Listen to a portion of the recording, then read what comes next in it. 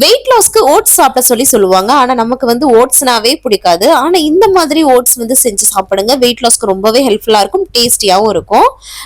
கொஞ்சமா நார்மலா வந்து ஒரு பாத்திரத்துல தண்ணி வச்சுட்டு 4, 5 ஸ்பூன் வந்து ஓட்ஸ் போட்டு இந்த மாதிரி கிண்டி எடுத்துக்கோங்க. அவ்வளோதான்.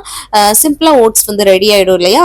இது கூட நம்ம வீட்ல வச்ச குழம்பு, சாம்பார், இல்லன்னா கூட்டு, பொரியல், சட்னின்னு சொல்லிட்டு துவையல் இது கூட வச்சு சாப்பிடுங்களேன். இந்த மாதிரி மிக்ஸ் பண்ணி டேஸ்ட் ரொம்ப நல்லா இருக்கும்.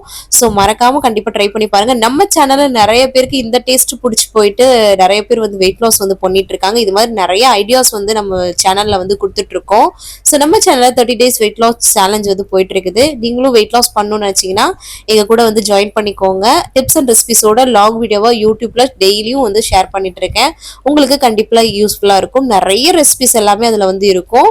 வெயிட் லாஸ் பண்றது இவ்வளோதானா அப்படின்ற அளவுக்கு ரொம்ப ஈஸியா இருக்கும். ஜாயின் பண்ணிக்கோங்க.